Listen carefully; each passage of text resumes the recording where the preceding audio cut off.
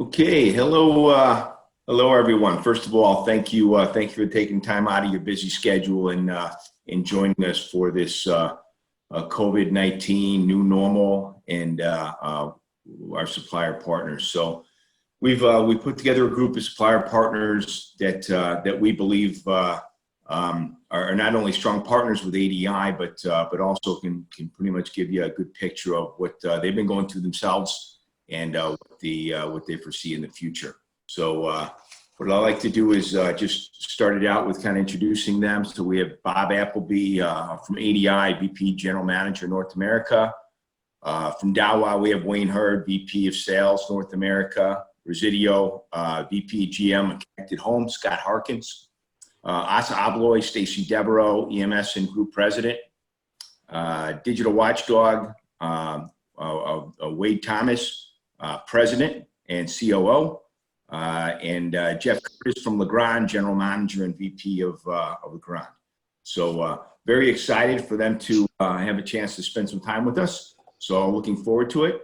And this is a lot of things going through all of our minds, right? It's just navigating the challenges of the new normal, and between staff and customers, employees working, their safety, thinking about working from home, employees trying to get into people's homes, get into commercial sites, so that we can still be what we need to be as an industry, which is essential in because security and fire and connected home and so forth is extremely important to what goes on out there.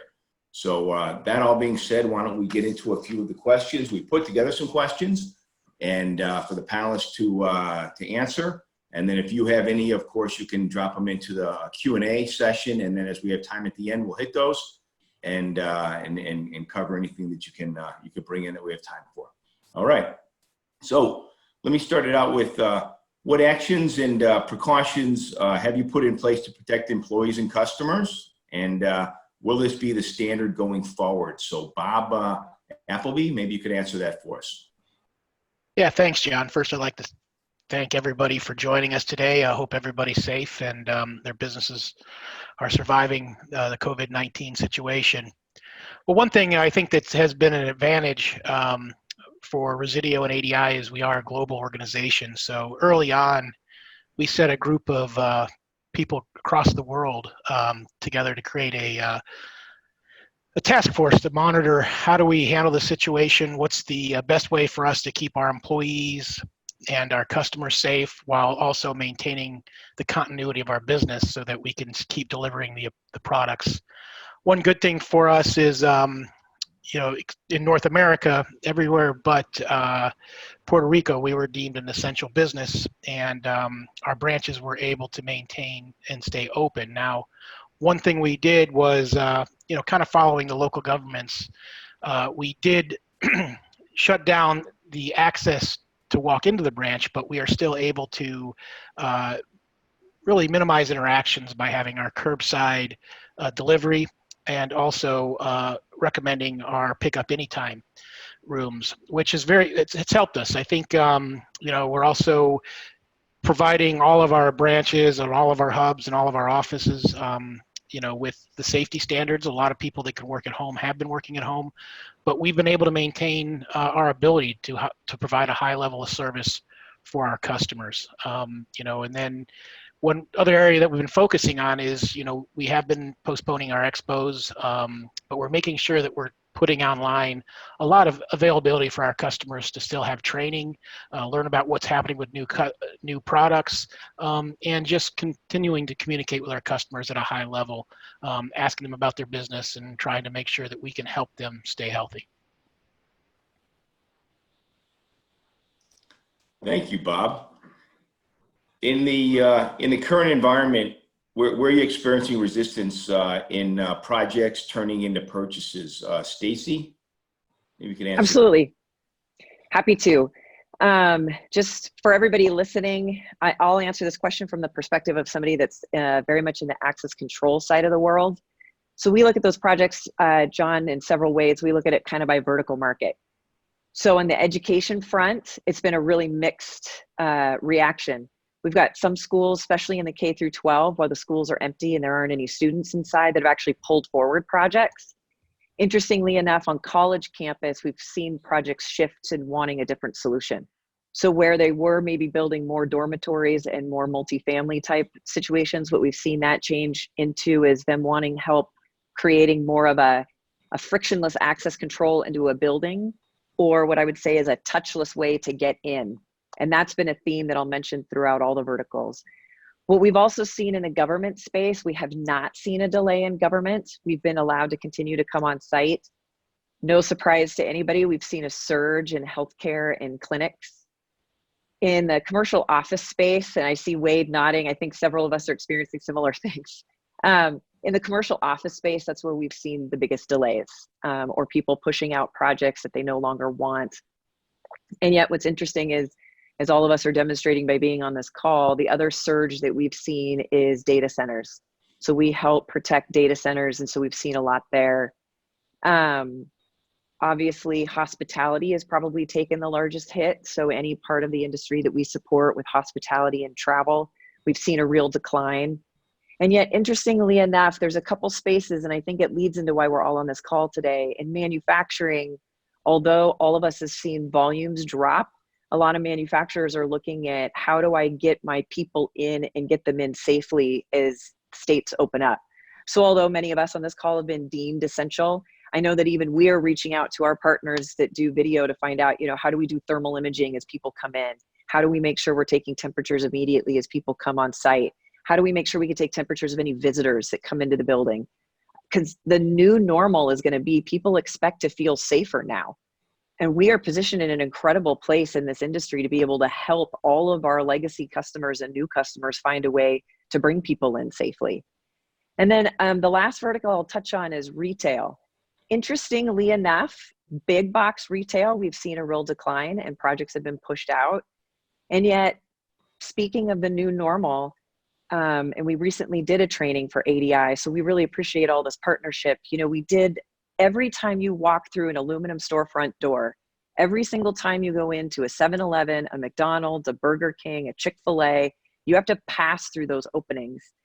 And I would just encourage everybody that we're in an incredible place to help those partners. So we've actually, our spec team is writing specs.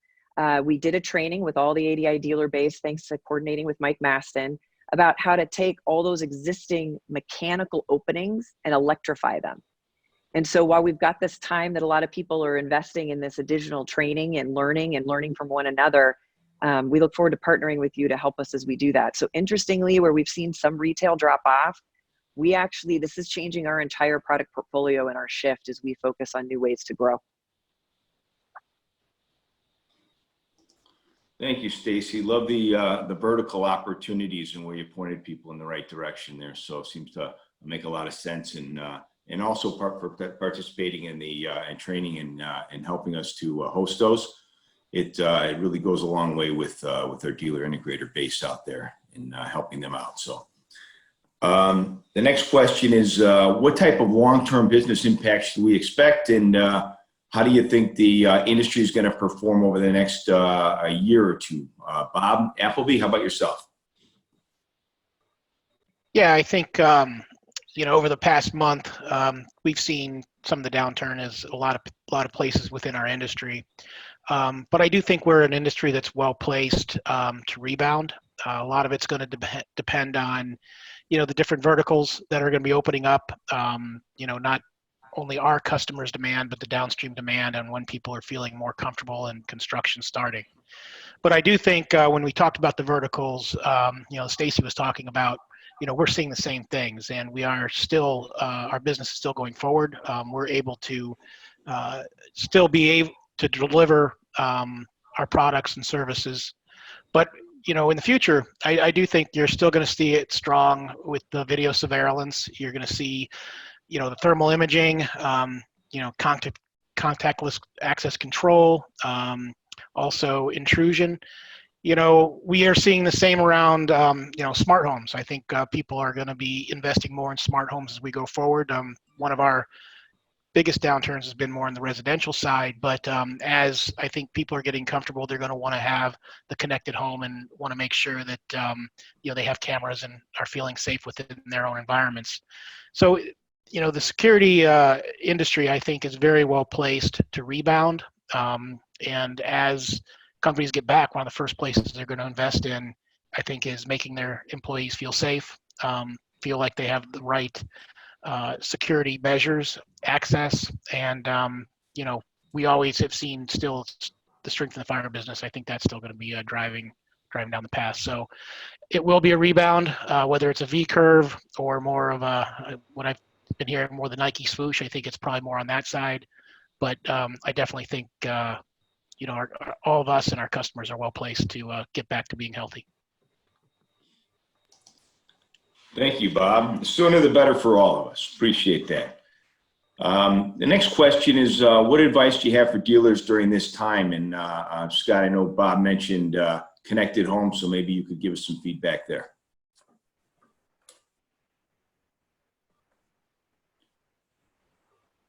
First, got to miss the mute button. I love it.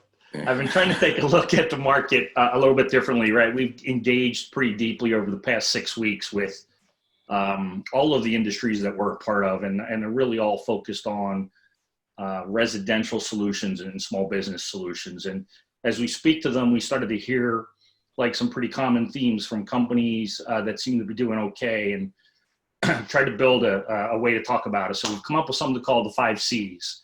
The 5 C's. So C number 1 is commitment. Like every security company on this call hopefully has already made some kind of commitment to keep their employees and their homeowners safe, whether you've supplied them with PPE, maybe you've gone to virtual meetings, maybe you've teamed installers together so that they're not mixing with your other installers, and you've built a plan that you can talk about. It has to be detailed enough to be impactful, but also it has to be something you can articulate to your customer.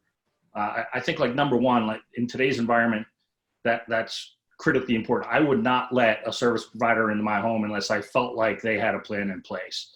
Second C is what we call communicate.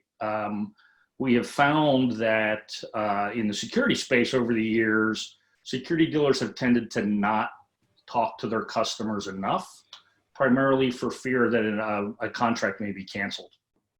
But today we're finding that those dealers that are reaching out and explaining to their customers that, you know what, we're an essential service, we're up and running, your home is still being monitored even in these critical times, your small business is being monitored even if there are no employees there right now, we have your back, are actually finding opportunities from those conversations. So actually having a conversation over the phone, social media, on your website, however you normally communicate, I would highly recommend that this is a great time to provide some comfort. What we do as an industry is frankly super high value for consumers. We protect themselves, their families, their homes, and their businesses. And it's a really good time to remind them that we're there and we have their back. The third, and yet another really critical C here, is a word I just use, continue. Like I believe that it's okay to continue to sell. Now, you have to do it in a way that makes sense for the consumer and recognize, that there's some fear there about letting people into the home that maybe didn't exist a couple of months ago. They might be looking at a different type of approach to help them. But again, what we do actually brings value, particularly in this work from home environment, right? Everybody's home. They don't have to take a day off anymore for you to come on out. There are opportunities here. And again, I'm not making these ideas up. These are ideas we're hearing from customers. Other things like, a big driver of security systems is new home sales. And while we're not selling as many homes as we used to right now, it's down a bit. We're still selling a heck of a lot of homes. A lot of homes. That's one of the primary drivers. People are still having children. Another big driver. Crime, depending on who you speak to, is still taking place. Crime is yet another big driver. So the needs, marriage is yet another big driver. Yet it appears that that's maybe slowing down right now. It's hard to get married if you can't leave your house. But there are seriously positive reasons for optimism about how to drive your business. I'd also say, like, sometimes it's such a weird environment. I'm on day 48 of working from home. It's the most time I've ever spent with my wife consecutively in 29 years of marriage. So people are thinking differently, and we think like things are dire and terrible out in the marketplace. And in fact, if you watch the news, GDP in Q2 is expected to be down about 20%, and it can be really tough. It is tough to hear that and see unemployment spike up. But there's a different side to that coin. The other side of that coin is that the gross domestic product is still driving at about 80%. So there is still business happening. There are still people going to work every day. There are still buildings that need protection. There's still construction taking place. So these are all, I believe, really good signs, maybe not for immediate business, but for near-term recoveries for our industry. I point one other place beyond just the building or the economy, right, to doing well, because I do believe there's optimism there. But you also have existing customers, and keeping a customer is way better than having to go find a new customer. It's way less expensive. So like, hopefully you all have retention programs in place, because we have heard concern that retention might spike and calls are starting to come in, or attrition might spike. So hopefully we have retention programs in place to drive it. But I truly believe it is okay to continue to sell. One final thought on that topic is we've done 2 relatively large seminars in the past month that served about, in total, 3,000 people. And we had a questionnaire. And one of those questions we asked is, are you communicating with your customers, and how? One of the answers was, no, we're not talking. In fact, we're not working. We've decided to basically shut down. About 20% of respondents have said that. So while I do think there is some opportunity, there's also way less competition right now. People have just stopped working. So think about it in those terms. Then there are a couple of other things, like conserve cash. If you have not received your money from the PPP, the Paycheck Protection Program, I think $400 million or so more was made available, but there's about $800 million in stimulus being sent out to companies like yours. If you haven't done that, it's probably not too late. I would say go for that right now. It's a great program for small businesses. And just going back to the continued selling part, I'd also say, like, a lot of companies that I know that have received PPP actually haven't shut down, right? They continue to operate. And that gives me some optimism that says when the economy comes back, those companies that have continued to do business are going to have a lot of cash, because if they keep their employees employed, it turns into a grant. So, they're going to have some cash to spend, and might be an opportunity to create opportunities for our industry. And then finally, I'd say the last C, the 5th C, is just community, right? Community support. Our industry is really good at this. We do a lot of community outreach. We do a lot of work with local police departments, local municipalities. And I would just sum it up by saying, like, if you can't do business right now, but you have your employees on payroll, if you can't do business, do good. But put them to work in the community. I know companies that are delivering groceries via their trucks to keep their employees operating and to help the community. We know companies that have worked with healthcare and providing PPE. So there's a lot of really cool things you can do to burnish your brand here, while maybe the economy is a bit tougher than it's been in the past. Not a bit, quite a bit tougher. But there are things we can be doing to help our business. So again, I term these as the 5 C's, John. It's not necessarily directed towards product, but I do think it's a way to think about operating in this climate. Thank you, Scott. And I love the 5 C's and the optimism. And on top of that, could not agree more. Continue to sell. What many people don't realize, they think they might be offending somebody. And I think at the end of the day, the dealers and the integrators that we deal with, and even the end users, they all expect the level of service right now, and they're looking for it. And I don't care. I'm getting notes all the time from window washing and everything else at home and lawn care and so forth. You got to expect it. People have payments to make. They have staff. They have overall payroll and everything else. And hey, we all have to get business done. So appreciate that, Scott. Hey, for those of you that don't know, Scott shot over a picture of he's working from home. He's got about 4 boxes stacked up with his laptop, and I'm pretty sure it's to buy him a desk, but he probably refuses, or he refuses to accept it. I don't know, but I'm afraid to move or it will collapse, John. There you go. Thanks, Scott. Next is Which products do you provide, which products that you provide will be affected by COVID-19, positive and negative? So why don't we get Wayne Hurd from Dawa. Wayne? Thanks, John. Let's start with the negative side of this first.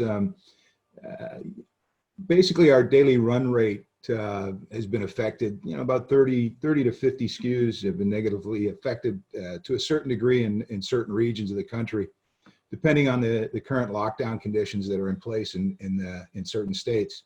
Of course, I believe it's only a matter of time before the run rates increase and normalize as states open up for business. On the positive side, in regards to some of the products that are really starting to take off, as customers look to protect their employees and their customers, our thermal temperature solution certainly has gained momentum as a tool to screen employees and customers entering certain premises. I believe going forward that having this technology in place will be a normal procedure for many companies. Thank you, Wayne. Appreciate that. And Jeff Curtis, yourself, I know that Legrand, of course, has picked up multiple brands out there. So I just really like to get your input on some of your thought processes around this. Sure, John. Thank you. Yeah, we're seeing the same thing in the market. It's interesting. We all wear two hats to some extent.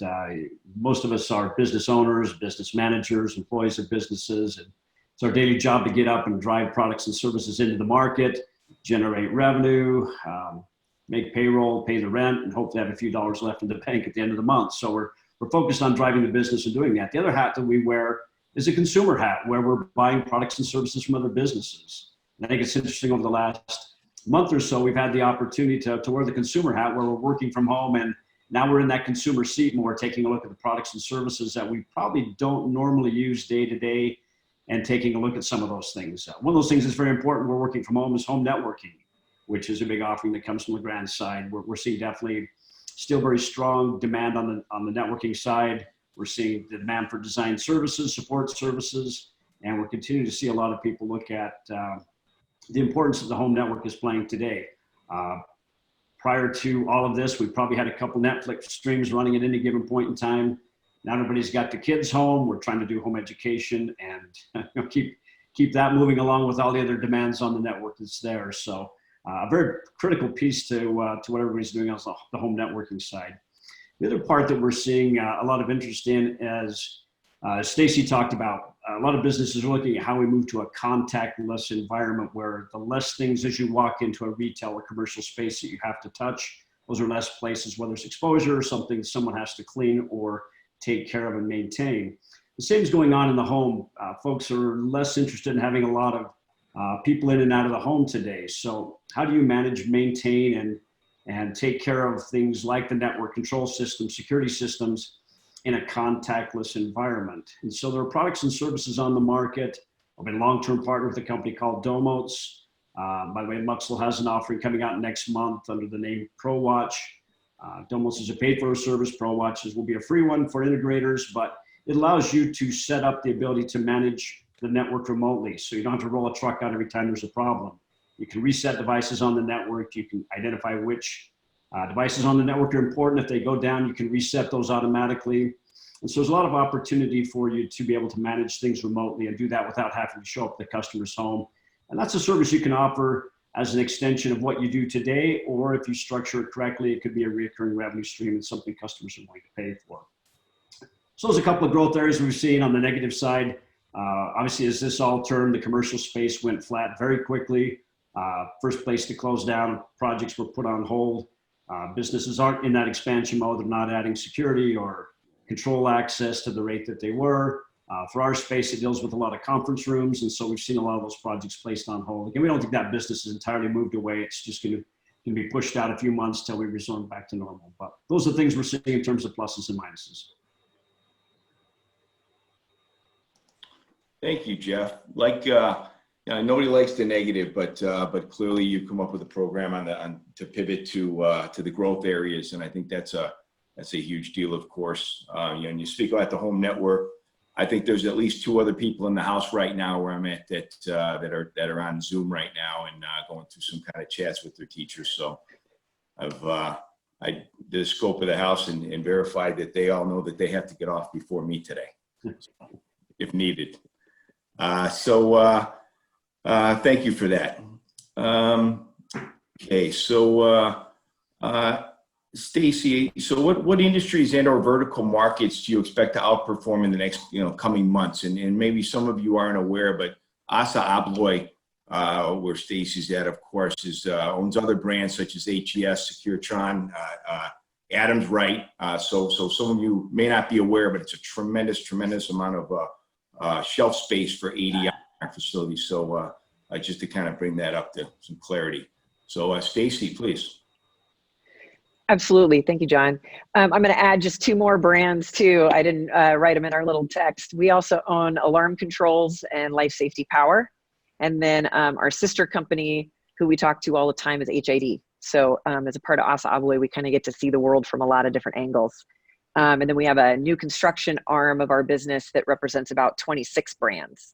That's very focused on contract hardware, so very different from this. But it does give us a really unique, I'm on a leadership team where I get to have a very unique, broad view of the bigger market. So no surprise as far as new construction goes.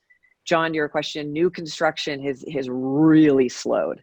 I'm actually really grateful that our brands play, to be honest, in the ADI aftermarket retrofit space. So where I believe we're going to see a comeback in the market is thanks to our partnership with you guys and all the incredible installing dealers we've got on the phone. You're going to hear this theme a lot. I feel bad. It's kind of repeating what we've already heard from Jeff and Wayne. It's the touchless world. So I think several of us have all been locked up for the first time. This is the first time in my life I haven't been on an airplane in the last 6 weeks. I've never had to put my suitcase away before. It's fantastic, but it's strange. But I share that to say, when I first started the work from home, I'm lucky the factory's close enough. I am going back and forth, but when the team first went remote, and I think this is for all of us originally, and even the businesses and the verticals we serve, we all started with, we just got to get through this for a couple weeks, and then I can go back to normal. What we've come to understand as a team is that normal is not going to be normal as we come out of this. For those of you that are watching everything going on with the CDC, all the recommendations coming out of the federal government to the local governments, I know that on this call we represent probably all 50 states in the United States, and they're all going to open in different times and in different ways. And so what I can tell you is as things start to open, I think the verticals that we're already seeing starting to explode is what I told you. In retail, interestingly enough, if it's a big box, I'm nervous some of them may not make it out of this. However, those smaller retail spaces, those strip malls where you see a Subway sandwich and a little pet store and something else, a lot of those local places, to a point Scott made earlier, have been much better at reaching out and talking to their community.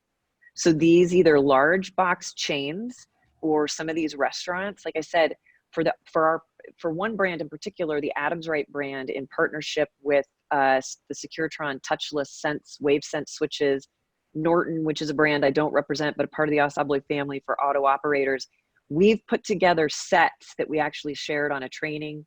I know Mike Maston is muted, but I'm 99% sure they recorded a recent storefront recording with our full-time trainers on the road to share with folks how to alter those openings. A lot of hospitals already have the automated doors, but there's a lot of opportunities for all of us on this call to help people with that. I don't want to put words in Wade's mouth with Digital Watchdog. I'm not in the video market, but I know that there's been a lot of discussions in our space in partnership with some video partners of, capacity. So there's buildings now that they want to be able to reopen, but in order to reopen, they're going to have to rethink what capacity is now that we've got to keep people 3 to 6 feet apart. So when it comes to which verticals I see outperforming, I think education, if you're dealing with a group that is willing to think outside the box, should actually be reaching out to our industry. We've got the ability to help them think of new ways to get those kids in and out of those classrooms. I'll be honest, if I was owning an installing business right now, I would make sure that I could offer implementing, not only helping somebody with their opening, their security systems and getting people in and out of the building, but I would also be looking at, do you want to use your access control system that if somebody tests positive with COVID, they can't get in the building for 14 days? You know, can we start implementing and putting those hand sanitizers near every opening as you walk through that school? There are so many new services that we can actually be offering. We've got a whole army of trucks and installers out there that can install more than just what we represent on this call to help make it a safer world. But to get back to the original question, if I had to boil it down, data centers, we're going to continue to see an explosion there. I believe that we'll see commercial and small office actually go down as we're discovering that a lot of people can work remote. Believe it or not, with government and a lot of the stimulus packages, we're still very strong in government. What we consider national accounts handles some of those verticals. Hospitality is going to underperform for us this year, so that's changing our product mix. Yeah, I think I covered them all. I don't know, Wade, if you want to add. Scott, go ahead. Yeah, so Stacy, I'd say like that's great feedback. And what's really interesting is these are now going to turn into like new innovations, right? Existing products used differently, that's going to be innovative. Different sales techniques have to be used today than maybe worked, 30 or 90 days ago. And I keep getting asked a lot about what kind of innovation is going to come out of it. And I go back to this anecdote where a few of us on this call used to work for, one individual, and he would trap me with the same question over and over again. He'd say, what if your business went down 20% tomorrow? What would you do? And then I'd list all of these great things I would do. And he'd say, well, why aren't you doing that right now? And he got me every single time. So these things that you're saying and that everyone's talking about here today are good ideas today in this economy, and they're good ideas when the economy comes back. So I think we're going to find new ways to engage and just follow up on like now would be the time to reach out to those companies that are getting ready to reopen, right? Don't wait for them to reopen. Now is the time. So thanks. I think you're spot on, Scott. You gotta act now. Don't wait, gang. Jeff, anything to add here? Well, I think, you take a look again at, put that consumer hat on again for a minute. What are the products and services I think that will continue to grow and expand? We're coming into spring. Probably if we could turn the cameras around to everybody else on this call, there's probably a few guys out on their patio or back deck right now, feet up, grabbing a sandwich or a cup of coffee, listening to this webcast. People start spending more time outdoors. So what are we doing for consumers that want to be able to enjoy that out-yard? We're not going out to dinners much with friends. We're staying home barbecuing. And so outdoor audio products where folks can enjoy that. Better security systems or access systems so people have a sense of security while they're in their backyard. Who's approaching my front gate or who's coming to my front door? How do I get alerts or alarms to that so I can enjoy that outdoor space but still stay connected with what's going on my property? You take a look at, maybe gun sales a leading indicator. That tells you people's minds are around security today. What are the right kinds of investments we want to make to that consumer to make sure they feel secure in their home? And now they're spending more time there with the family. A sense of security becomes more and more important. So again, networking is important, but all the things that run on that network that make the network and make the home environment enjoyable, audio, again, security, TV, and all the other things that guys look for in that entertainment space, I think will be very important. Yeah, it makes a tremendous amount of sense. I think that even when I look at our own home, right, the networking, I noticed the kids wanting me to pay for more streaming services. Their logic is we don't pay for some of the health clubs and the other stuff anymore. So they're very quick to reallocate the cash into areas that are going to be beneficial to them at the home. So thank you, Jeff. Appreciate it. Are you highlighting any products that focus on the retrofit service market to help installing contractors right now? Scott, maybe you could take that over. Yeah, I'll just focus on three things that we've seen in the field. So one, we have had some of our security customers have success converting from, I hate to use these words, please people don't chat back at me here, but like converting from pro installation to taking their links or lyric panels and creating a DIY installable product. So we've had some really good companies that have been able to change. So now no technician needs to go into the house. They pre-program the system. They ship it to the customer or drop it on the doorstep. and with easy instructions for installation. So maybe not for everybody, but it really is an interesting positive outcome that we've seen for a few companies that have been willing to share. The second thing is, if you're not doing new installs, there are still about 8 million cellular radios that have to be replaced between now and February 2022. So having a really good way to get into the home to get that done is critical. And we have some products in market and some pricing that should help you. But it's a great place to focus your technicians if they remain employed but aren't doing new installs, is get that migration work, because the longer we wait, the harder it's going to be to get done. And then thirdly, and most excited, for at least for my work, is something that's just right now in a pilot mode. So we've taken 2 radios, a CDMA radio and an AT&T radio, and we've created a DIY installation process. We've been piloting it now with 3 security dealers. So it's a radio that allows us to ship it directly to the homeowner on your behalf, with a simple 4-step installation instruction. And at least in the pilots right now, we've had 100% success rate. So everyone that's been shipped has been installed flawlessly.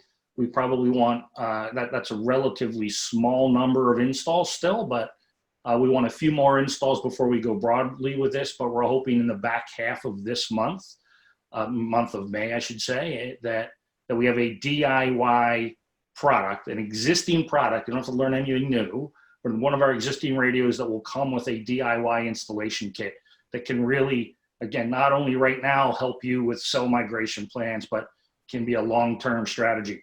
These 2 radios with the DIY instructions capture about 60% of our radio installs on our Vista control panel. So we think there's something there that, again, near-term help, to help with the migration, and long-term, completely different way to look about these cellular swaps.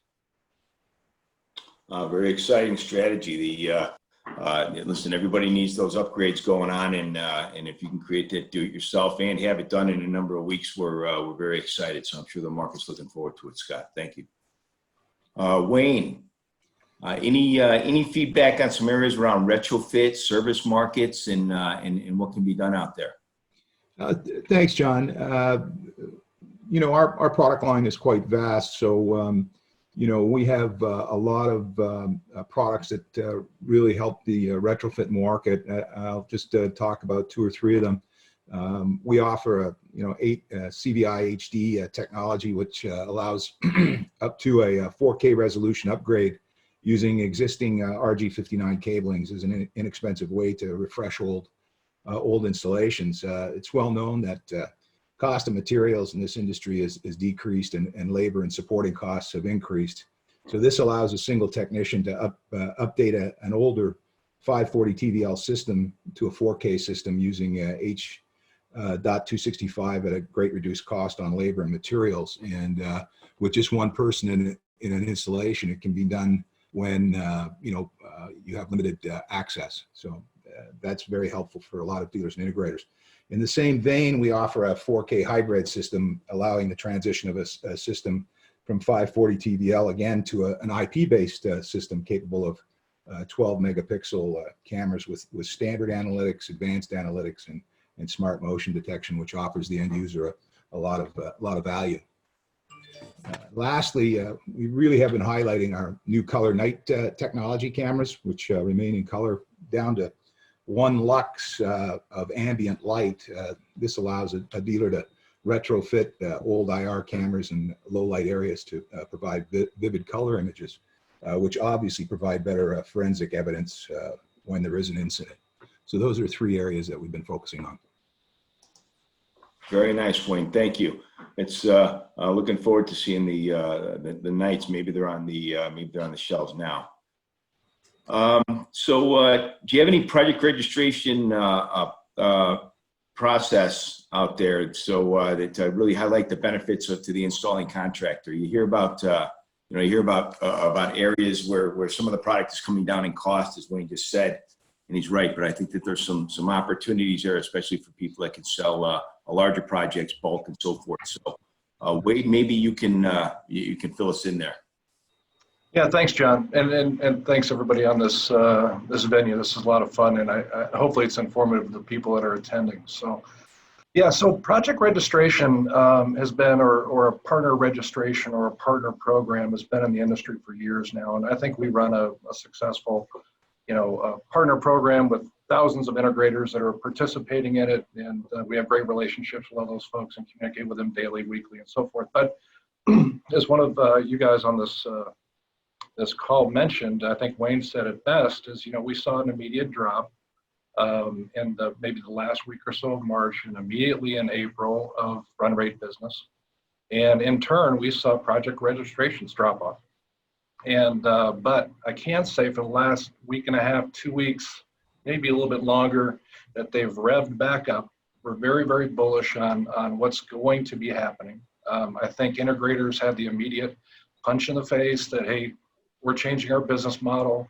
We're going to be staying at home right now. Got to make sure the family and the kids are okay. Got to make sure the kids are still being educated. We all have to still do these things. But once everybody got the routine down, figured out that we're not going to perish. We're all going to survive. They came back and roaring large new projects. So our project registration program is pretty simple. It's on the website, top right corner. You can register right there. Project discounts. Warranty extensions, marketing rebate programs, all those good things that you would expect as a partner. But we also got really lucky. About 3 weeks before this whole thing hit, we were launching. So we have an enterprise video management software by the name of Spectrum. Most of you guys may have heard of it. It's quite powerful. It's a great product. But at the end of the day, we have had teams of people in North and South America doing certification courses to make sure that these integrators are installing and understand how to install effectively, install it profitably. And this has been as John, you always say, it's been a belly-to-belly presentation. I always like that belly-to-belly part. And so in turn, we've had a lot of success with that, but we just couldn't hit the masses enough. So we launched a enterprise learning system, learning management system, LMS system that covers effectively that entire presentation. 8-hour course. It's a certified course, Bixby approved, all the good things associated with that. But we had launched it literally April 1st, and we have hundreds, if not thousands, of people signed up already. Now, because of this financial event that we're going through, we discounted it to everybody and said, okay, listen, what would normally cost you X, we're going to charge you half of X. And we're going to do that so you can add more people to it. You'll get a certification at the end of the day. And as we add more certification courses to it, whether it's we have free training courses that are being launched into that, we have free electrical best practices information is being launched into it. There's a lot of value to it. And at the end of the day, you can go on and just be a part of it for free and grab the free collateral. But you can also enjoy a low-cost certification course that will carry on to bettering your business. So again, that's kind of our partner program. There's deep discounts that we have for large projects. I can say that ADI by far is our most effective distribution partner when it comes to the project registration platform. And I don't see that changing anytime soon, and I hope it never does. And but at the end of the day, we appreciate the support, and your branches have done a phenomenal job with all this transition to getting the project registrations in for us, making sure that the integrators have the information they need to present to their customers. And effectively, again, I'm pretty bullish on us coming out of this pretty strong. So thank you. Very nice. No, wait, I didn't realize that there were any other distributors out there. So there really aren't. Yeah. And I hope they're not. And I hope they're not listening right now, because there you go. I love the partner programs. Really love when a sales leader from the heart becomes a president, COO of a business. It really does help us drive overall projects and revenue out there. So thank you. Appreciate it. I'm a little tired of the we're all in this together thing, because I've seen about 5 commercials every 10 minutes, but I guess we are all in this together. We are all in this together, which probably is why you're giving back and cutting the price, half price on the training. So yeah, we all need a little help.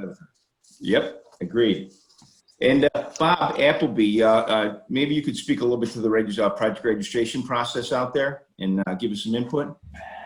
Yeah, as Wade mentioned, we really look at project registration as one of our value add services.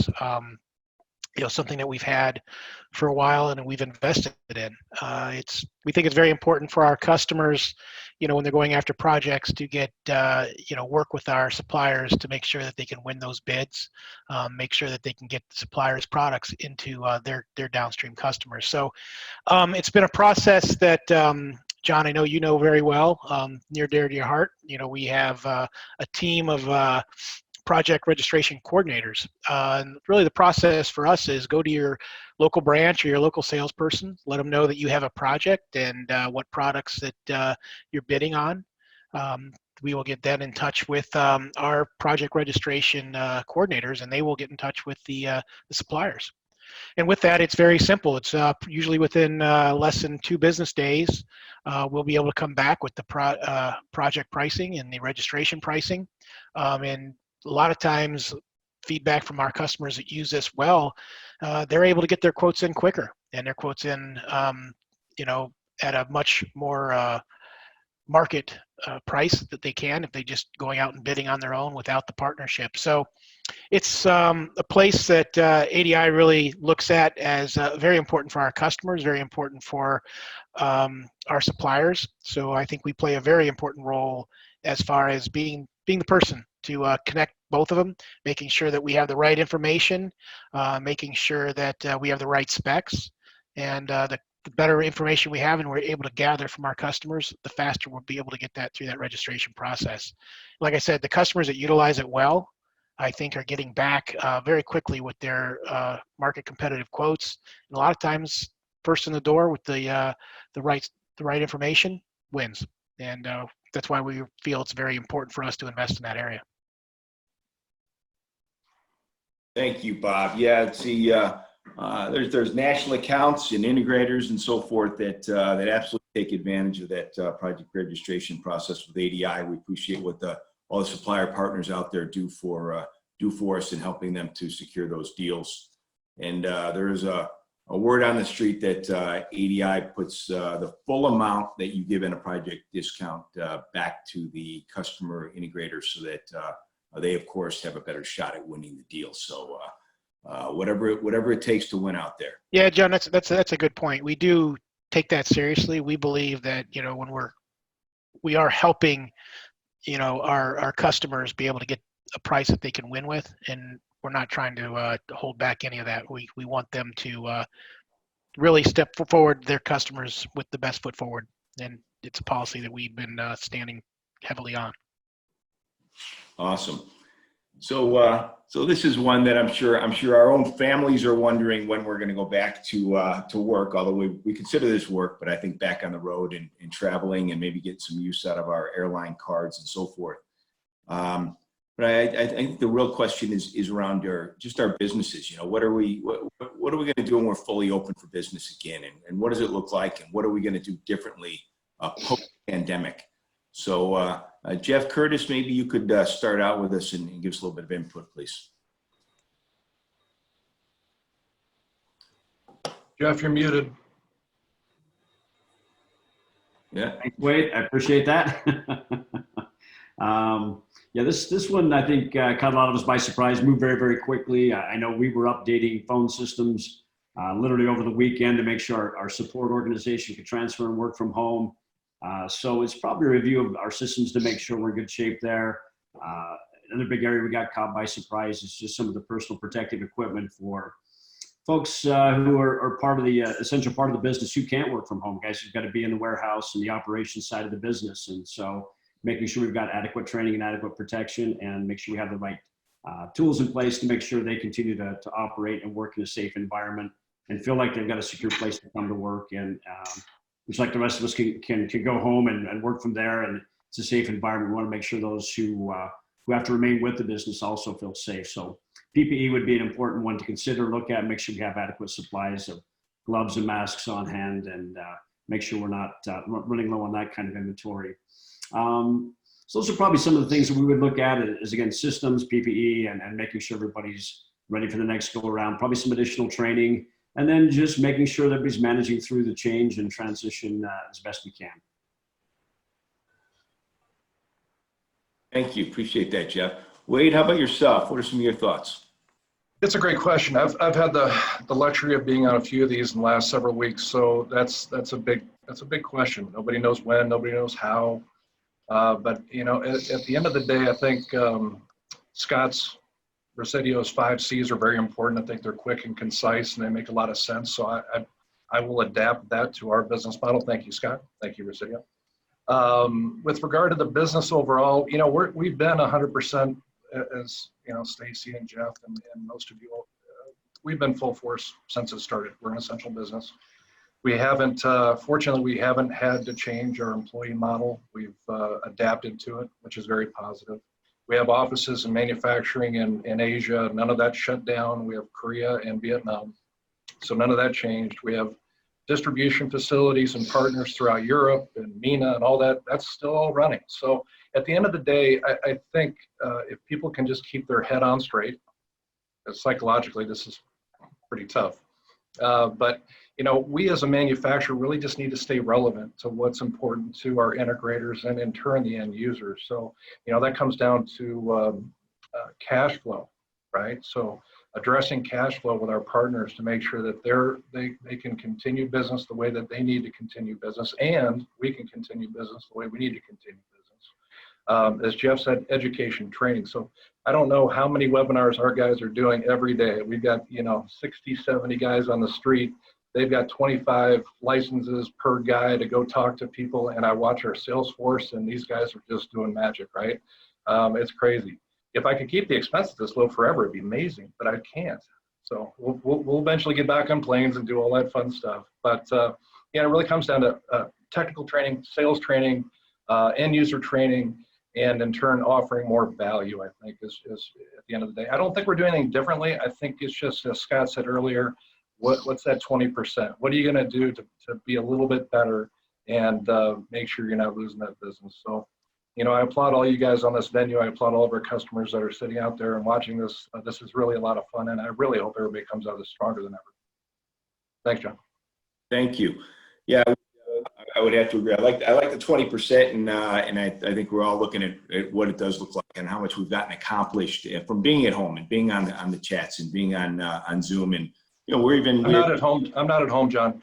My wife would have done me in by now. I'm fortunate to have an office. Well, you're not sleeping on the couch at the office, right? Eric? I mean, our guys are even doing QBRs out there. So, Stacy, how about yourself? What do you think? Yeah, I just wanted to chime in a little bit on what Wade was saying for just a moment. This has completely changed our business. We've completely relayed out how we do manufacturing. We've rearranged every conference room. We have a young gentleman that we couldn't get our hands on hand sanitizer, so he bought all of the equipment and the gallons of alcohol you need and is mixing it in our warehouse. Wow. We're putting it in portable bottles. It's completely changed us. And so recently a question that we got asked during one of our employee communication meetings is, you know, based on these changes, what of all these changes have we seen that are we going to keep? So I'm going to echo something we heard Scott saying, something I heard Wade and Jeff say. You know, we're already thinking about the phased approach to go back, but we've also changed as a group. So a couple things is we've discovered that we can be more effective on Zoom calls for meetings like this and training. So we've completely changed and pivoted our entire training department. Our full-time hands-on trainers thought they had to be on an airplane and had to be belly to belly. And yes, if you're going to cut in a strike on a frame, you need a trainer there and you need the saw in your hand. But there's a lot around code compliance and different things we can do, a healthy opening, site surveys, project planning. So first of all, we've completely changed our training department, and that'll stay in place. And I think just like, I know a lot of us have been around long enough to remember 9/11. I keep telling my team, we are forever going to be different coming out of this. All of us remember when you could just walk through the airport and go to the gate. None of us can do that anymore. The way we're going to work is going to change. And so to people's point about getting PPE in place and having a phased plan on how you're going to open, I can talk a little bit about how we're going to open across the 50 states in Canada. We have a phased approach. If you're listening to any of what's going on with the federal governments and the local governments, even they have a phased approach, phase 0, 1, 2, 3. We're going to have the exact same thing. And we've actually, for our sales teams, for example, and as installers are going out to job sites, I should have gone in the kitchen and picked up the kit. You know, we've already started kits for our sales guys. So it's got gloves, hand sanitizer, masks. That way, when if and when a customer is ready for them to come on site, they're able to come on site with the right equipment. Because everybody's been so focused on keeping the warehouses and the factories open. We took care of all of them first, which was the right thing to do. We sent everybody remote. And now we're taking the same approach that we took to keep the factory safe to get our sales team safe. And it'll forever change us. Yeah. Good stuff, Stacy. Please Thanks. go ahead. Stacy, I think that the phased approach makes sense. I mean, that's pretty much how we ended up into the situation with some things with ADI, and I think it's very logical. I suspect a lot of people will be looking at that, and hopefully that they've charted out what that looks like. Does anybody else have any other thought processes around that? Okay. Do you expect more opportunity around cybersecurity and just from employees working from home? And I think Jeff Curtis, you're probably a great one to answer this one. Yeah, thanks, John. Spend a minute on that. Security is always going to be an important element in terms of design of the network and access to that. And anybody here that touches anything that goes on the network shares that responsibility to make sure there's security there. Start with the basic access to the network. The router is that device that separates the wide area network from the local area network. Really, any router you purchase through ADI contains stateful packet inspection. It's a base level security feature that comes with a quality router. And stateful packet inspection basically says, before I allow traffic in from the internet, I'm expecting a request to go out. So if I'm going to access a website, I'm going to make the request internally from my home first, type in the URL, hit enter, that goes out to the internet. I'm expecting a response back. So the router is going to pair those up and make sure that response back matches the request out. And so it's one level of security to make sure that you've got the right content coming and going through the router from the WAN side to the LAN side. So that's part of the features that's there today with that one. You take a look at a lot of information today. What's stored on the home network is probably less critical than it used to be. If we take a look at where most personal information, a lot of that used to be stored locally on a hard drive or somewhere on a file share on the local network. A lot of that today has been pushed to the cloud. So it's cloud services and products where we store a lot of the critical information. Despite of what you may see in movies or other things, it's usually not some complex hacker out there breaking through systems. It's usually the little things that get you. It's a weak password that allow them to access content or information. And those are things that are easily in our control. So we take a look at kind of a cost benefit for that. It's pretty easy to make sure we've got secure passwords on the network. And that's probably one of the most secure things you can do to make sure that you've protected and secured systems. We all probably saw not too long ago, Ring was in the news pretty loud with it really wasn't theirs, was they just didn't have a method to change the password, or had a method, but whoever installed it had not changed the base level password, so the default password was an easy way to hack in. It's been recent legislation, SB 327 in California, HB 2395 in Oregon, that now require any IoT device going into the home to either ship with a non-default password, or the first time you set it up, you have to change that. And so I think most integrators over time have figured out that if you're going to install any type of IoT device on the network, you really want to address that password, make sure you've got strong passwords in there so not easily hacked. And that's probably one of the biggest things you can do to make sure that you're securing the devices going into homes and businesses. That really makes sense. I think more and more people are concerned, and we see a lot of documentation on of course, the hacking that's been out there and the challenges. And since we have more and more people on our home networks, there's definitely concern around that. So thank you very much. In response to social distancing, and I know this has become such a big thing out there, right? And the distance we need to keep and so forth and just increased social digital marketing presence. Maybe you can kind of explain what you're working on out there for just overall effectiveness. So Bob, maybe you could help us out. Yeah. So, even heading into this, our digital presence was one of our main strategies and something that we were investing in.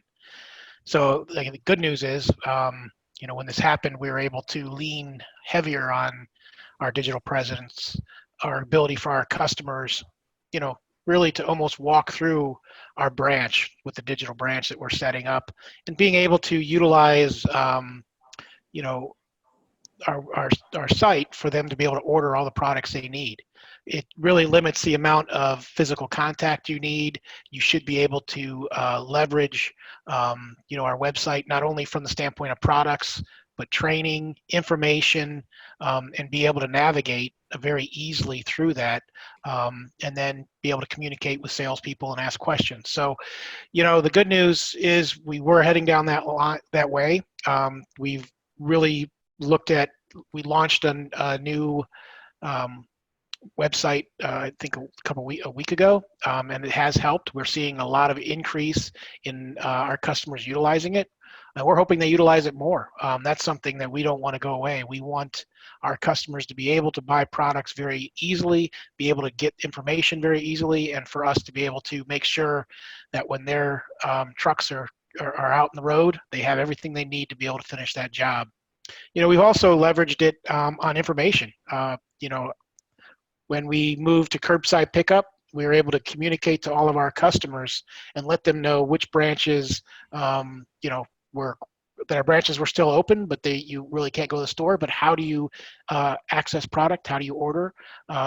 It was very beneficial for us to communicate to our customers very quickly. And like I said, the customers that still had business were able to get the products. We're also leveraging it on notification on trainings. As I said, our expos have been postponed, which we do a lot of training at. All of our branches have training rooms, which we're now able to utilize. So we're utilizing our digital platform as really our platform for training. It's going very well. We've been partnering with a lot of our suppliers to get more training out there to educate on some of the new products that we've been talking about. We weren't talking about thermal cameras, 6 weeks ago. Now it's something that is a need and something that people really are looking for, and we're going to help educate on how do you get them, what's their specs, how can you install them. As we move through that, I think the digital presence is going to be even more important. And as we even talked about, what are some of the changes? I think we've all learned how to work at home. A lot of our employees, a good percentage of our employees are working at home, and we're not seeing productivity go down. So with that, even when we're talking about, the 5 C's that Scott was talking about, we are selling every single day. We're communicating with our customers. We're learning how to do that more through Zoom, through Skype, on the phone.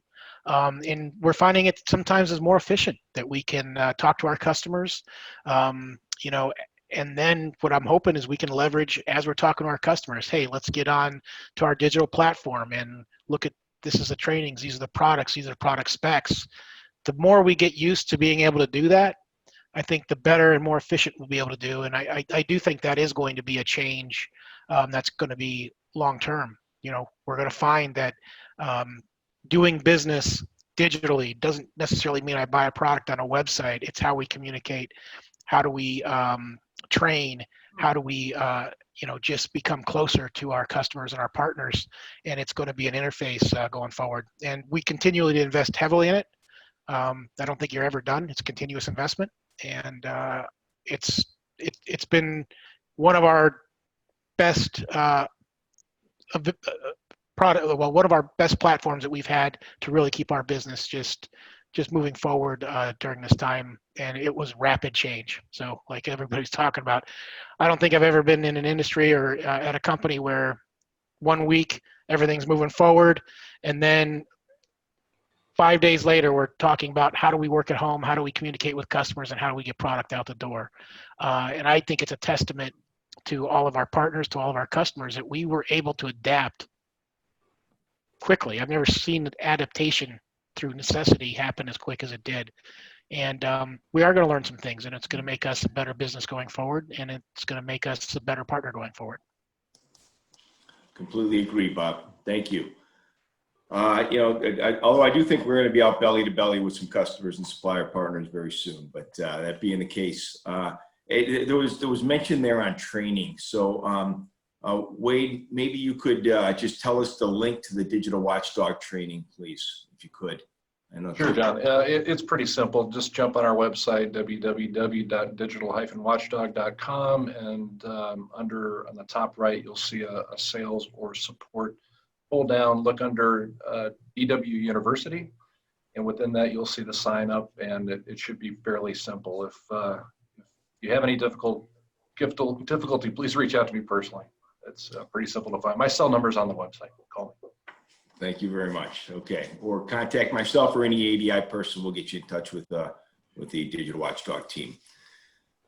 Wayne, maybe you could also answer this question just on social and digital marketing presence. Have you increased it? What have you done out there to make up for that? Thanks, John. Well, we have certainly amped up our webinar capabilities and launched our DAWA distance learning series in regards to certain technologies that we feel can generate revenue for our dealers and our integrator customers. You know, such as the thermal technology that I talked about earlier and Bob mentioned. You know, we've also increased our learning series on all our proprietary technologies in order to offer technology education to our current and potential new customers as a value add while, you know, the economy is pulled back. We've also got our dealer and integrator distribution sales teams doing WebExes on a daily basis that, like Wade mentioned earlier, I mean, we're doing probably 50, 60 a day. You know, we want to get the message out there, and we're hoping to meet the needs of our dealer customers and distribution partners during this unparalleled situation. We've also doubled our newsletters, providing information on technology, sales tools, and application opportunities. We have coordinated our email campaigns based on the same criteria. We've increased our presence on LinkedIn, where we've posted several of the DAWA distance learning series that I chatted about. We've got a new thermal landing page, thermal videos, a blog, and case studies. But lastly, and most importantly, what I still think that the most important thing, and that is a timeless thing, is that we pick up the phone and we call our customers and engage with our customers and talk to them about the current situations. And we ask them what challenges they're facing and see if we can help, because we need to build an emotional connection with our customers, because if we do, I think that will have a lasting effect after this pandemic is over.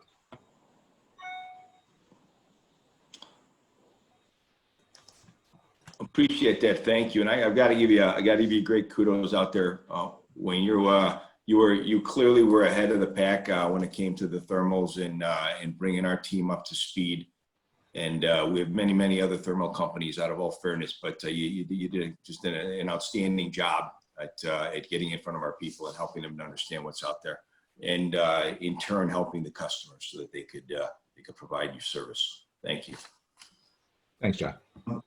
How are you bringing the value to your customers during this time of need? And I think that's pretty big as we talk about the phones, we talk about everything we're doing to reach out. Scott, maybe you could kind of tell us a little bit about what Resideo's been doing.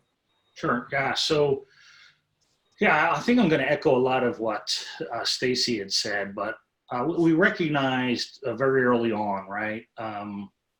Because customers were coming to us and literally asking, like, how should we react? What should we do? Is it okay to sell? Is it okay to continue operating? We've been asked, what do we do about employees that don't want to work right now? And how do I apply for the CARES Act? And a lot of questions came in. So we tried to address them. We decided fairly early on, I think we went on lockdown around, work from home around March 14th. And fairly early on, we realized that, like, a lot of companies, particularly small companies, were looking for resources to support them. So we stood up a COVID resource website. So the Resideo.com website has a COVID resource website that then connects to websites all around our industry. Every security association is there. And so you can drill down to their websites and their own resourcing. You can drill into the CARES Act. You can find every bank that's doing small business loans via the Paycheck Protection Program, data on the virus, ideas around things like the 5 Cs, all of it's there. So we really put a hat on, John, and said, let's try to help. Let's maybe not go talk about this cool widget that we have.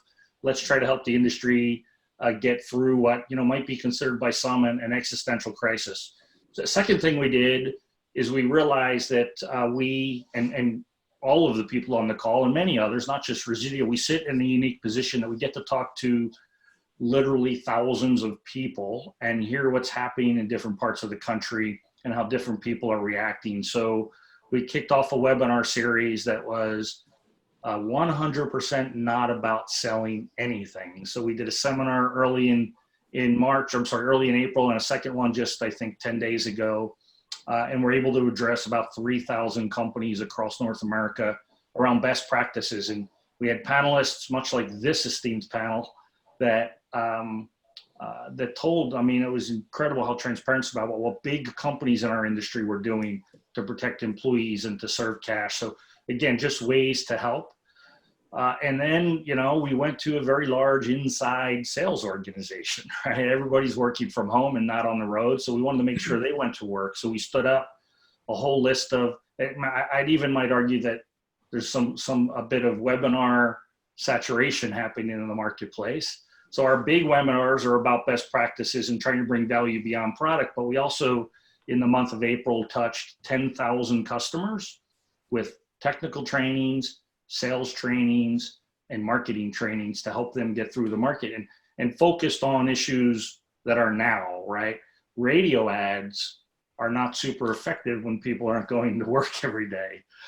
So pay-per-click ads are about 50% the cost they were prior to COVID. So there's all kinds of interesting things that we've learned elsewhere that we think are great things to share to the industry. So we've tried to focus these webinars less about product training, even though we think like cell migration is a pretty good idea right now, and more about how to help customers and security dealers continue to be productive, continue to help their employees be productive.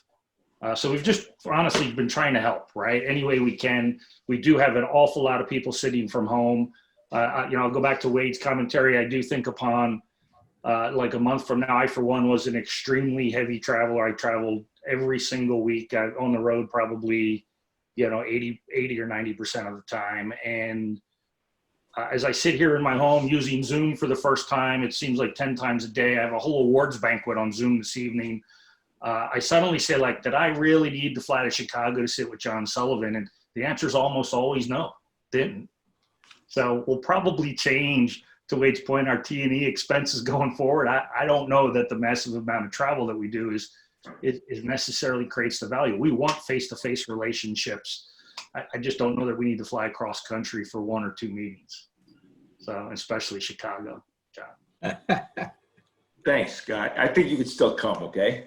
I'm okay with it. Hey, but thank you. It's very, you know, I think a lot of people would agree. I think they've been looking at the T&E and seeing it reduced down for the last 4, 5, 6 weeks. And I'm sure there's a lot of business leaders that are very appreciative of that. But there are times, as Wade said that, you know, belly to belly is critical. And we just need to make sure that we get our arms around what that looks like. Thank you for that. So there are a couple questions here we'd just like to move to. One of them is from Kirk Brewer. So this is more around remote video. And do you think remote video, virtual guard tours, overall will become increased out there in the marketplace now?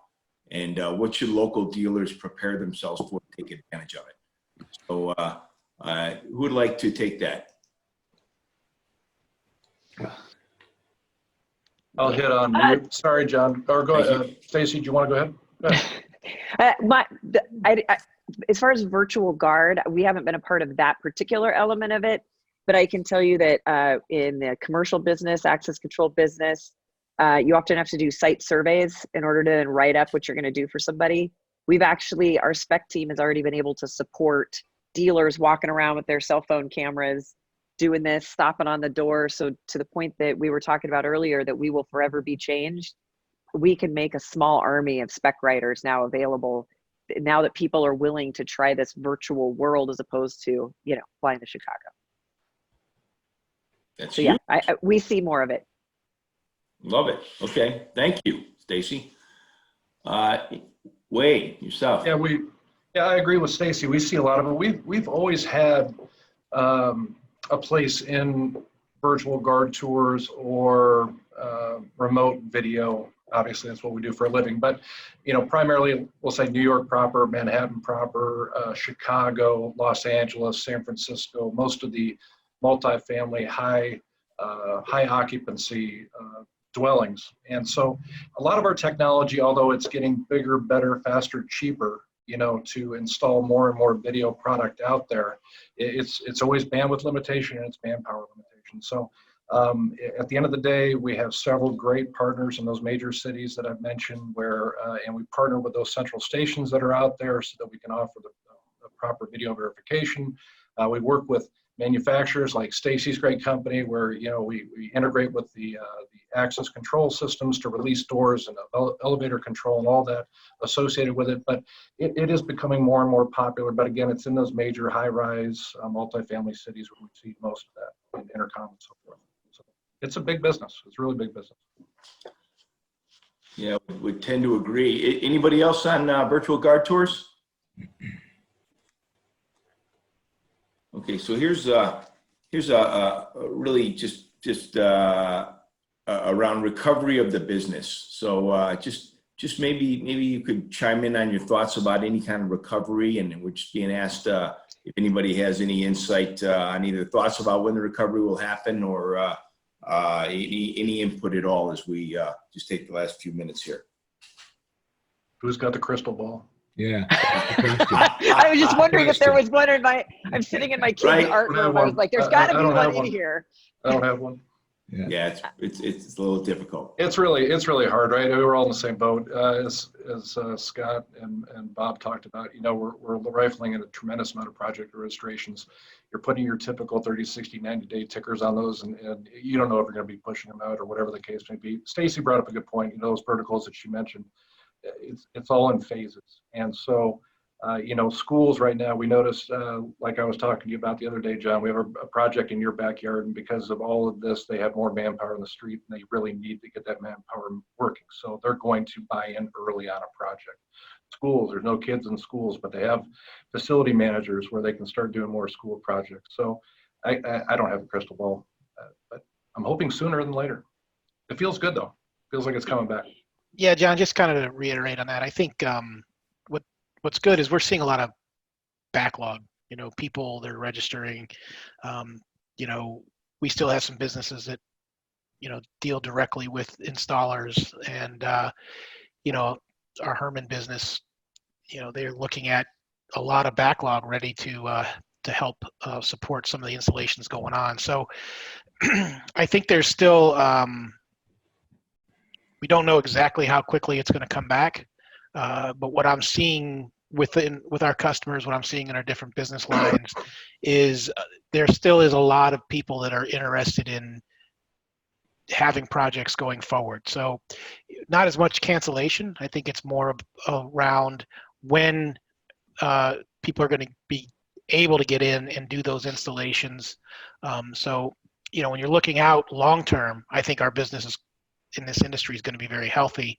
The question is, how quickly can we turn things on? How quickly can we get there, and how long can some of our customers survive in the downturn, right? And those are the things that we worry about. But in general, I think the security industry is going to be stronger as we get through this, because we're going to rely more and more on our products to make people feel safe. And what we're seeing from projects and what we're hearing from our customers is right now is tough, but most of our customers do feel that they're going to get a rebound as long as that demand downstream is there for them. Yeah, John, so just a quick point too, to Bob's point, we all work on measurements, right? We all have our measurements, and it's not only revenue, and it's not, we have no inventory issues. We have no shortages of any kind. Those are all great things, but the actual communication path with our integrators really comes through a lot of its tech support. So initially, the first week or so, we did notice a big dip in that technical support group, and we manage hundreds and hundreds of calls a day, and we saw that kind of drop off. And we thought that would be proportional to revenue. But in turn, I've noticed the last probably 14, 16 days that it's bumped back up to a couple hundred a day. So again, back to what I said earlier, I think people have gotten their heads around what their life's like right now. They're getting frustrated. They need to get back to business. And at the end of the day, our integrators need to support their customers. So that technical support's not going to go away. And if anything, they can build greater relationships with their customers by communicating more with their customers and in turn solving the problems via remotely. So I don't want to be overly optimistic, but I'm pretty positive about it. We're starting to become pretty optimistic as well. And I share that to say, and I mean, I guess it's just a challenge for all of us, right? So for all the ladies and gentlemen on this call, the recovery comes with how we choose to handle this. So it's no different than, gosh, it seemed like somewhat like a lifetime ago that I was in the factory and life was normal. And thanks to being proactive and accepting that we needed to get moving really quickly, you know, we were able to procure PPE that some of our other sister companies couldn't get. We actually started shipping it to other places to help people out. We actually sent boxes to some hospitals because we managed to get so many more face masks because of friends we have across the globe. You know, we made a commitment, no N95 masks in our factory because we would make sure that they were on the frontline employees, and yet we still had enough to make our people safe. But we were able to keep our doors open because we moved very quickly in partnership with Assa and some of the other industry organizations. We moved very quickly to establish that we're essential. And so we were able to stay open. And then now it's transitioning to the next piece. I am so proud of different folks on our team, different national accounts we're working with. It is the leaders that are willing to think different and embrace the new world that we're in that will find business opportunities. And I know I speak on behalf of everybody on this call. And if there's a way we can alter a product, tweak a product, and meet somebody with their need, we can help make it a safer world to get the doors open, get people inside of places. You know, an interesting example from outside of our industry, there's a carpet company that's going to develop patterns that show 3 to 6 feet in the patterns so that people could kind of get a sense of distance. You know, how do we take that thinking into what we're doing every day to make our people safe, but get them on job sites and then go back to our legacy customers? You know, we're a huge partner of McDonald's. We're hard spec'd into all of their openings. Well, guess who got invited to the table to go talk about new ways to get customers inside the building or into a bathroom? I know that's not an exciting opening to think about, but my world is doors and openings. You know, so just what can we learn about what's happening in other places so that we can embrace that? And so when it comes to when will we return, it's when we're invited to those conversations. We predict it's going to be a little bit rough still getting through Q2 as different states open. That's why we have a phased approach to support our sales team that's in every state as we get to travel again. But we're pretty optimistic for as we enter Q3. Hey, John, I'll just put a point on this. So I think the common question, right? When is it all going to come back, and when will things go back to normal? We don't know. I think a better question is, are we going to be ready when it does, right? And Stacy just went through a bunch of examples, early thinkers, people that are planning now, even if it comes back further out than maybe they hope. When it does come back, they'll be ready for it. Is there pent-up demand? I mean, you know, we have labor shortages in our industry, yet unemployment's really high. Is this an opportunity to go find labor so when it does come back, well, we're ready to get the work done? So I think the planning has to happen. Nobody planned for COVID. Nobody really knew that it was coming, right? And in like a 2-week period, all of our companies changed dramatically. Now we have a little bit of time here to think about what's going to happen as the states start to open up. I think even I live in Louisville, Kentucky, and next week is the week slowly it will start opening up. And all day I've been getting other dates from across the states. We ought to be thinking about, like, are we positioned to actually be in the space when that business kicks back in? And as manufacturers, like all of us on the phone, but also, right, security dealer, do you have the right people? Are you in the right place? Do you know where the opportunities are? I think this is the time to be thinking about it, when you have the time to think about it. Yeah, thanks, Scott. I totally agree. We find ourselves now really working closer with Salesforce and just overall projects and getting our arms around the overall planning of it, and working with demand planners, making sure we're securing the inventories needed to support the customers out there, getting the customers to trust us, to give us what projects they have going on so we can register and get all that done. And the more that we're able to do that and stay on top of it, the better we're able to support the industry. So I'd just like to say a couple things in closing, and I do think that our new normal is when we all do get together, it'll be a lot less, handshaking and more elbow pumping and fist pumping and so forth, as we noted towards the entry into this thing. I think there's just new ways of working together, and I think that we've crossed a lot of lines here. We've brought some great minds together today. Appreciate everybody's input. These are some of the strongest business leaders in the industry. By far, been very successful for a reason. Appreciate you taking your time and listening to them, and I appreciate the panelists giving us your feedback today. It really does go far, and appreciate you giving back. So on that note, thank you all, and I hope you have a great weekend. Stay safe, healthy, and just work towards a strong future. Thank you. Thanks, John. Thanks, Bob. Thanks, ADI folks. Thanks, panel partners. Thanks, everybody. Stay safe. Great weekend. Bye-bye. Bye. Bye now. Goodbye, everybody.